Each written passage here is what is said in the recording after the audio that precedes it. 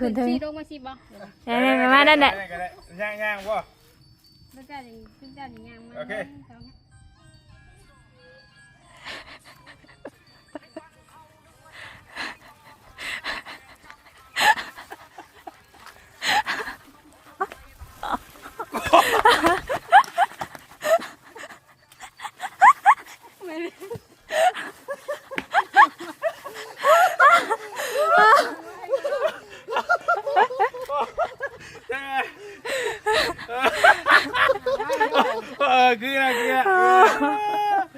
คือ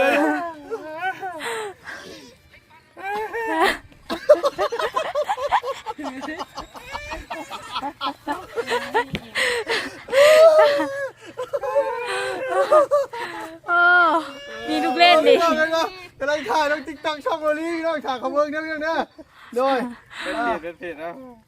โดยไอ้ลูกอะใช้ไปยางมาดูไปยางมาพี่ไหมยางแล้วก็พอดูมองยางแล้วก็พอดูเด้อไอ้รุ่นถ่ายเด้อไอ้รุ่นถ่ายดูนู่นเลยถ่ายงานมา มาเลย มาเลย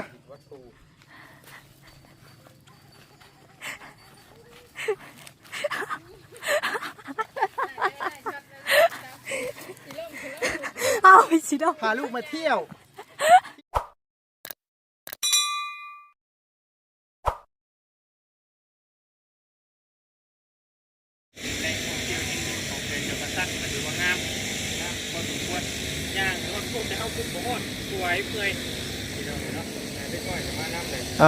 น้องพี่เนาะ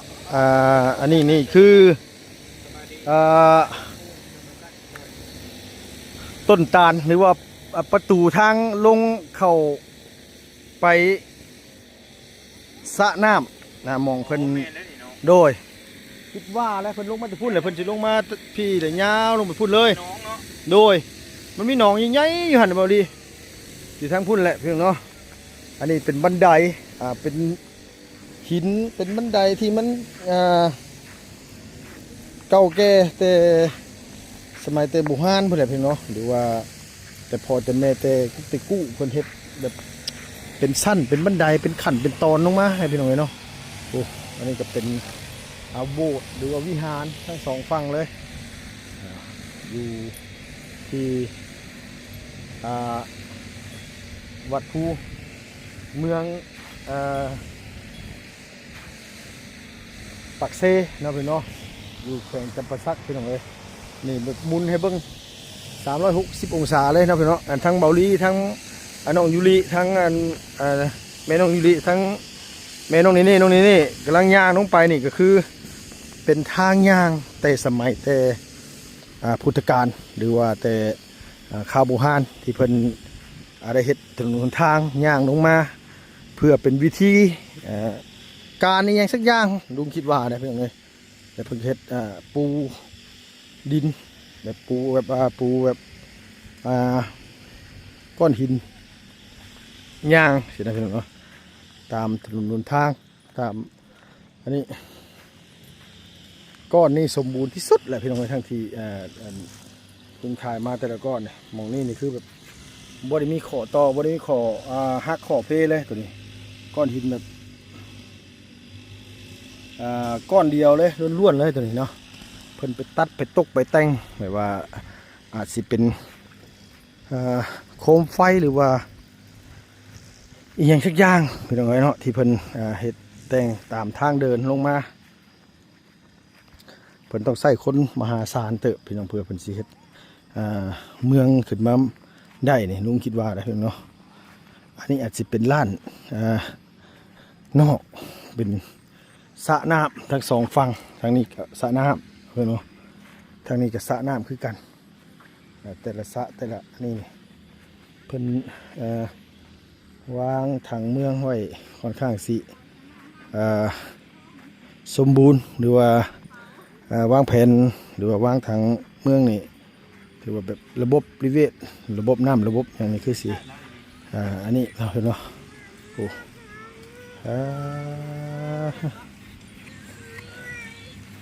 เมื่อยแล้วเมืองนี่แต่ละขู่แต่ละคนจนไล่นั่งพักนั่งผ่อนระบาดที่นี่ก้อนนี้ก็สมบูรณ์แบบเลยพอดีทางข้างหน้าเจ้านี่ก็บ่ได้มีหม่องฮักหม่องเพได้นี่ตกใจดิ มันมีหูเลยลุง ฮะ เอาที่น่ะ กบเขาอยู่หั่นบ่จักบ่ มีหู ง่ายบ่ได้เด้ง่ายหันตกหักในเพิ่นเอานึงช่องตื้อสิบ่แพงบ่ เนาะเห็นว่า เอาทำลายวัตถุโบราณ บ่ได้ทำร้ายเขาจะทุ่ง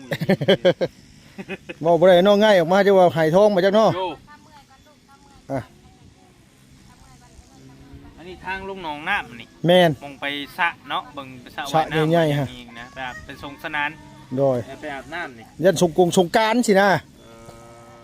มองอาบน้ำให้เลยเขาอ่ะ โดย เพราะว่าเพื่อนเพิ่นอยู่พี่เดี๋ยวทางลงอันนี้ แม่นเนาะ แม่ ยังลงมา พักกี่ดีแล้วเอาหินนี่เห็นบ่เอาหินเลี้ยงกันลงเลยนี่ เป็นทางเป็นปูว่าไง แม่น คันสมัยนี้ก็ทางคอนกรีตนั่นแหละพี่น้องเอ้ย แม่นล่ะ แต่สมัยเพิ่นเอาหินตัดหินมาเป็นก้อนเลยเพิ่นมีรูเจาะของเพิ่นอีกเลยเจาะรูแต่ละอันเดี๋ยวเพิ่นมาวางบอกวางระเบียบมันโอ้เพิ่นเราหันขึ้นไปพุ่นก็ถือว่ามีคนมาหลายอยู่พี่น้องเอ้ยมื้อนี้เพราะว่ามันพายุมันเริ่มเบิดแล้วพายุมันเริ่ม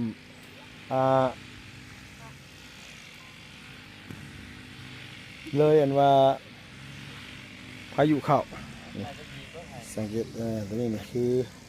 รูเพิ่นเจาะแต่สมัยตะกี้เอาไปเนาะโดยไปพี่น้องเอ้ยกำลังเดินทางกลับสิไปน้ำตกตาดตะยึกอยู่เพื่อแหละทั้งปักซองแดนนาวเนาะพี่เนาะขึ้นไปทางบ้านเขาน้องเมฆขึ้นไปทางบ้านนั่นเพื่อแหละมื้อนี้ก็ออกมาแต่เช้าเติบอยู่พี่น้องเนาะก็อาจสิไปได้2 โมงหรือว่าสิไปใส่ต่อก็ถ้าติดตามเบิ่งอีกเทื่อนึงพี่น้องเนาะทางมานี่ก็3 คืนเด้พี่น้องเนาะมาเที่ยวรอบนี้ก็7 ชีวิตถือว่ามาชาร์จแบตเตอรี่ซะเฮ็ดเวียกเฮ็ดงานอยู่ทางเซโปนพุ่นกับฝนตกลิ้นพี่น้องเอ้ยไปก็คือเก่าสร้างเพิ่นบ่ได้มาเฮ็ดทางไอ้สร้างแหล่เพิ่นก็โทรมาบอกว่าฝนตกแล้วเฮ็ดหยังบ่ได้บ่ซั่นว่าเฮ้ยบ่ซั่นว่ามีแต่ว่าถ้าทางอันว่าฝนเศร้าพุ่นแหละคนละแหล่อันนี้แหล่อุ้ยหุยเด้อมันมีแหล่อุ้ยหุยกับแหล่อุดตรวจนะคันแหล่อุ้ยหุยนี่มันคือแหล่คือหมักว่าหมักหยังสิ เละอุ้ยพ่อเบิ้งมันบ่ ฮะ พ่อเบิ้งมันบ่ แม่นแหล่อุ้ยหุยนี่พอเบิ่ง เละเอาตรวจเลย แหล่อุดตรวจนี่มันแบบว่ามันค่อนข้างสิไปทางขี้ร้ายแล้วมันแบบว่าบ่เป็นแต่เอาหั่นนะเลยคำว่าแหล่อุ้ยหุยนี่เป็นแต่ฟังอยู่เป็นแต่บ่เผาด่านะว่าง่ายซะคันว่าแหล่อุ้ยหุยนี่มันจะแหล่อุดตรวจนี่มันจะอยู่โดยแหล่อุดตรวจนี่บ่เป็นแต่เอาแล้วนะบ่ดีเอ้ยคันอุ้ยหุยนี่ก็คันเป็นเปียบหมักไม้ก็พวกหมักว่าพวกอันนี้นะคันว่าพวกมันกับพวกมันเทศมันแก้วนี่นะเนี่ย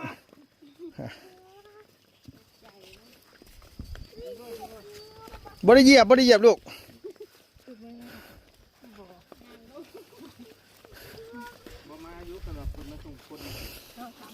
บอสเพิ่นก็มาได้โดยมันมีอยู่เพิ่นต้องมารับเฮาได้บ่ว่าสิย่างออกไปไกลบ่ไกลเนาะไขมันข่อยก็ลดแล้วข่อยเพื่อข่อยสิได้ปานนี้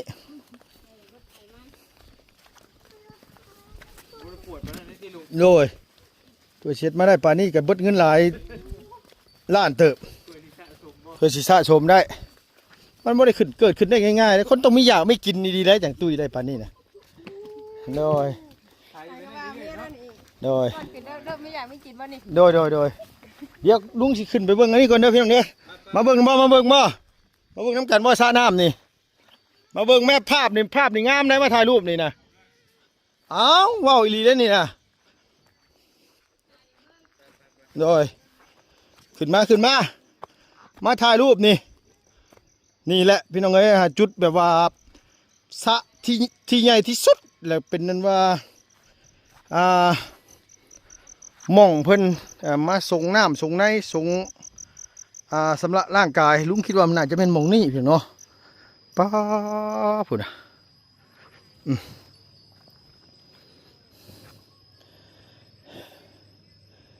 งามมิลิโลพี่น้อยนี่คือแบบว่าเป็นสระน้ำเก่าแก่แต่สมัยแต่โบราณตะกี้นี่ลุงเสือว่าน่าจะใหญ่กว่านี่หลายเท่าเป้า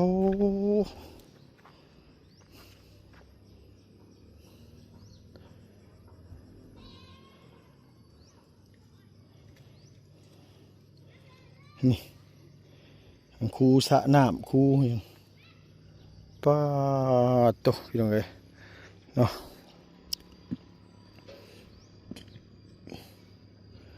ใสลีโลพี่น้องเนาะใสแบบใสคักน่ะป้า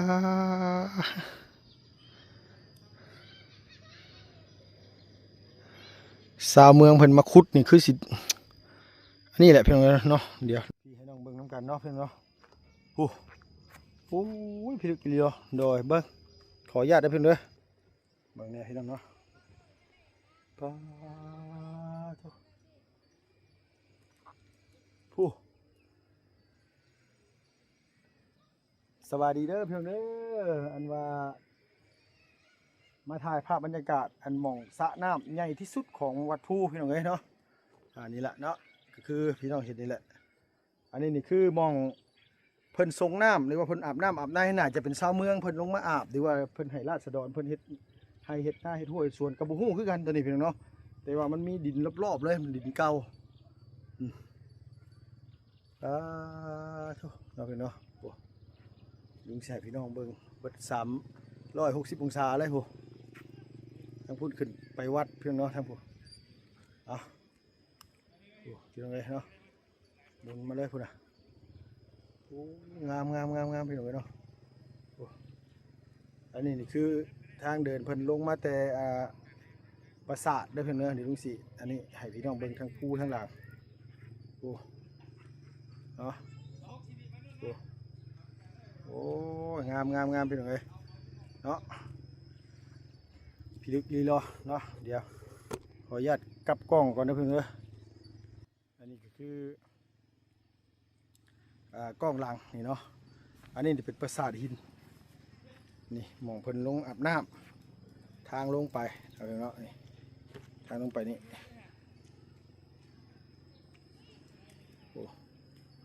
ลงไปอาบน้ำอาบในเล่นน้ำอาบน้ำสงกรานต์พี่น้องเพิ่นเฮ็ดสลบลงมาประมาณเอียงประมาณ45 องศาพี่น้องหนองน้ำนี่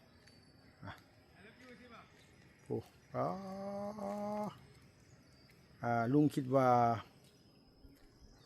ประมาณ1,000 เมตรเนาะพี่น้อง1,000 เมตรฮอดอยู่ดอก1,000 เมตร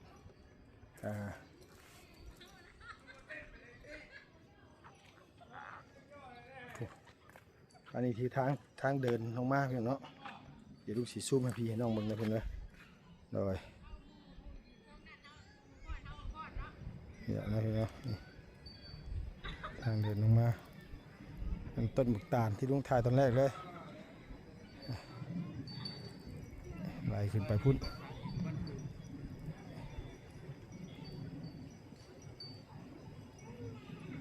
เป็นภาษาดิน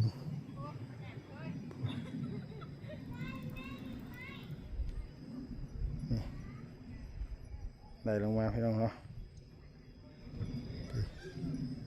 นี่แหละเนาะไปพี่น้องเลยโดยค่อนข้างสีนี่ให้พี่ให้น้องเบิ้งน้ำกันชัดเจนไปเลยพี่น้องเนาะเป็นสักอันนี้มองทางขึ้นว่าอาจจะเพิ่นแบบเฮ็ดน้องสะไว้เฮ็ดแข่งเรือค่ะหรือว่าเป็นเทศกาลแข่งเรือเพียงเนาะเป็นยังอีกแล้วบ้านนี่พอแน่ลูกพอแน่แม่ไม่กินเสื้อนะแม่ก็เบื่อกินอันนี้ถาหอมแก้มทั้งกอดนะให้แม่ของแก้ม โอ้ยให้อีกเลยใส่เลยสีโทรหาได้นี่นะโอ้ยไปพี่น้องเลยเนาะ โอ้ยโอ้ยโอ้ยอ่ะ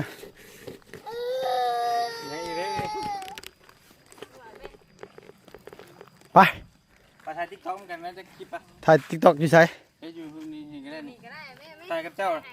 อยู่หมองใดหมองใด พอได้เมื่อเบิ่ง เดี๋ยวขึ้นท้ายมาพูดไปได้ปะ กูก็ได้ไป เดี๋ยว กับเจ้าถ่ายยูทูบนู้นก็ได้ไป เดี๋ยวให้สิไปจับกล้องให้นะบ่ให้สาวนุ่นก็ได้เคยไปจับให้ เลือกคลิปเลือกคลิปก่อน โดยคาดว่ายุริขึ้นไปน้ำหันพอแห้งหรือว่าขึ้นไปท่าน้ำกันบ่สิคนบ่อ่ะ พาลูกพา ฮะเห็นอยู่แต่มันเห็นสระน้ำได้บ่เป็นหยังเนาะคันสระน้ำเดียวเดียวเดียว ถ่ายติ๊กต็อก ไก่แท้ เดี๋ยวพ่อเห็นยังเห็นได้วะ ยับไปอีกเจ้านะยับไปอีก ย่างนะ เออ โอ้เฮ้ยเฉพาะ โอ้ตัวจกโชคตัวจกโชค ใช่ป่ะ ตัวจกโชคตัวจกโชคเดี๋ยวติงจับนี่นะ เออขึ้นเถอะ สีลงมาสิบ่ นี่มานั่นแหละ ย่างป่ะ แล้วเจ้าอย่างเจ้าอย่างยังมา โอเค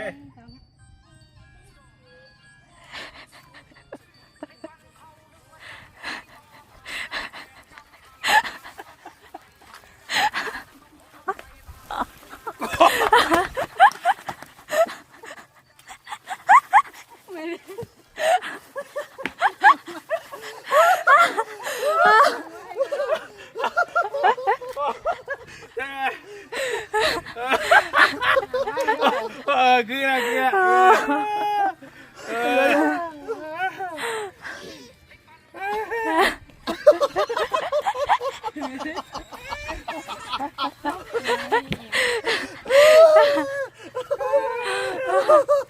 โอ้มีลูกเล่นดิ กำลังถ่ายลงติ๊กต็อกช่องโอลี่น้องถ่ายขบวนเนี่ยพี่น้องเนี่ยโดย เป็นผิดนะ โดยไอ้ลูกหล่ะใช้ไปยางมาดูไปยางมาพี่ไหมยางแล้วก็พอดูมองยางแล้วก็พอดูเด้อไอ้รุ่นถ่ายเด้อไอ้รุ่นถ่ายดูนู่นเลยถ่ายงานมา มาเลย มาเลย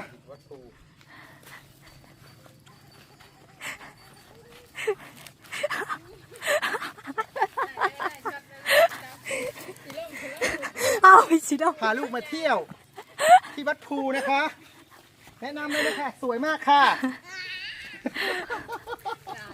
เอ้า เออล่มมีบาทนี่ ลมแท้เลยนะ ล่มเลย เออ โดยเอาลูกมาเนี่ยเพื่อนใช่ไหมนะเพียงเลยเนาะเอาฮ่าในเพียงเลยจะครบสี่ไปเลยท่ารถฮะ ฟิลเตอร์กับพ่นมาฟิล ได้บ่ดี โอ้งาม งามบ่โดยบ่ค่อยกับคนสวยอยู่แล้วนะก็นะมันก็เหมาะสมกันอยู่ เชื่อ ฮะโอ้เกือบเนาะโอ้พี่น้องเอ้ยไปมีแต่ว่าใส่รถยังบ่มาอยู่บ่นั่นน่ะ เพิ่งกระถ่ายกัน อ๋อโดยไปโดย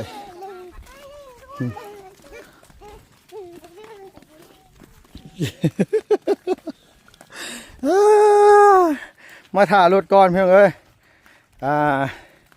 พากันเลาะอยู่วัดภูบ่ได้ขึ้นไปสุดแล้วพี่น้องเที่ยวนี้เพราะว่าขึ้นไปสุดมันก็บ่มีหยังแล้วมันบ่ไหวพี่น้องเอ้ยสภาพร่างกายมันเรียกร้องว่าอย่าฝืนต่อคันฝืนต่อไปนี่บ่แม่นจังดอกพี่น้องเนาะเมื่อมันสิบ่สลบปันนั่นพุ่นบ่นี่เด้แต่ว่าบ่มีภาษาลาวเนาะมีแต่ภาษาอังกฤษ สองอันนี้อันหนึ่งห้องนั่งอันหนึ่งห้องข้าว อ๋อโดย แล้วเขาแต่ห้องข้าว สระน้ำได้อันนี่อันสนุน น้องซาบูรานน้องซาบูราน น้องซาบูลาน หมูฮันซาบูฮัน เขียนบอกอยู่ดิ โดย น้องซาเนาะ ชุดอยู่พุทธเด้ง แดงๆนี่คืออยู่ภูเลยเนาะ อันนี้มียังเห็นทอดประทานทอดนี่บ่ ฮอดแล้ว อันนี้เพิ่นบูรณะเด้ ตอน อ ก่อนเพิ่นสิบูรณะหันโดย อันนี้ก็วอหน้าเนาะลงหัวเต้าลงหัวเต้าบ่ลงเท้าเต้าบ่ลงเท้าเต้า ลงเท้าไหมละ ลงอันลงนะ เท้าเต่าบ่ เต่า เต่า เต่า เต่าเท่าเต่าเต่า เต่า โดยมาฮอดแล้วเป็นครั้งที่2พี่น้องเอ้ยเนาะในชีวิตหนึงนี่เพิ่นให้มาฮอด3เทื่อเพิ่นว่า มันแม่นบ่ โดยกลับมาได้2เทื่อละ เอาไปเลย ประเมนยังมีอยู่ โดยอยู่เทิงพุทธปูนชุดหมู่พุ่นน่ะนะมองอันว่าน้ำไหลน้ำตกคั่นเด้ นี่คือเทพเจ้าสามพระองค์เงินไปเทิง อยู่เทิงพุ่น ทานขึ้นเอง โดย นี่กับพระทานเดิน อันว่ามองอันนั้นเด้ค่ะไปรถมาเลยไปเอ่อ โย่โย่โย่ โดยดีใจคักหลานก็ได้เอาเพิ่นนักท่องเที่ยวกำลังมาเพิ่นเนาะ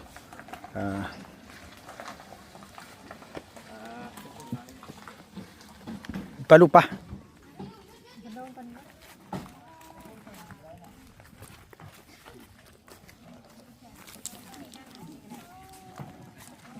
ที่ข้างหลังนี่นะ เพิ่นกำลังมาไป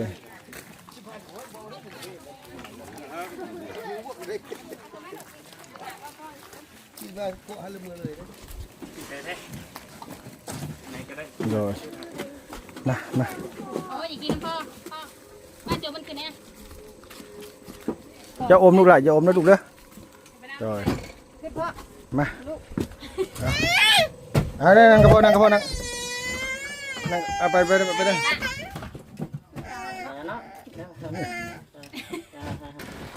พี่น้องเอ้ยนั่งรถกลับไปเด้อเพื่อนเด้อบัดนี้ก็ได้มิแต่ว่าสิไปต่อพุ่นแหละพี่น้องเนาะน้ำตกอีหยังเกาะบ่ดีโอ้ย ยึก ผม ยึกยิกอย่างกันอย่างนี่แหละ น้ำตกตาดยึกพี่น้อง แต่ยึก ตาดยึก ยึกเสีย ตาดยึกเสือ ใจ ประมาณจักลักอ้ายฮอดบ่200 บ่พอตาเบิ่ง GPS นะบ่ฮอดร้อยนะ ยึกเสีย ประมาณจะได้เพื่อจะหนีไปกับประมาณ ว่าอ้ายน้องอันนี่ที่มาเพิ่นนี่เพิ่นประวัตินี่มันแนวใดอ้ายน้องนี่ น้องเนี่ยว่าก่อนจะขึ้นไปสักการะบูชาหรือพิธีกรรมอย่างต่างๆสมัยก่อน โอ้ แต่น้องสลาดร่างกายอยู่น้องนี่พอ โดย เห็นน้องจะเป็นน้องผู้หญิงเนี่ยเบอร์อะไร โอ้ ใช่มีสองน้อง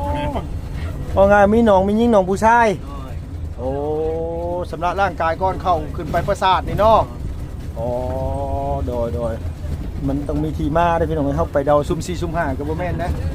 เนาะอ้าวง่วงนอนละบาดที่นี่ นอนแล้วบ่ลูก เลยง่วงนอนละช่วงเพิ่นมีเทศกาลหรือว่าอีหยังแบบว่าเพิ่นอาจสิล่างต้นล่างโตล่างอีหยังเพิ่นสำหรับร่างกายก่อนขึ้นไปเข้าปราสาทเฮ็ดพิธีกรรมอีหยังทุกอย่างเนาะพี่เนาะโอ้โดมีแต่ว่าไปพบพ่อกันพุ่นแหละพี่น้องเอ้ยน้ำตก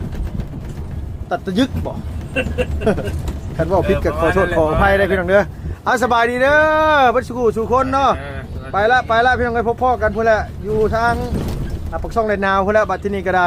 ไปแล้วพี่น้องเนาะโอ้บรรยากาศตอนกลับ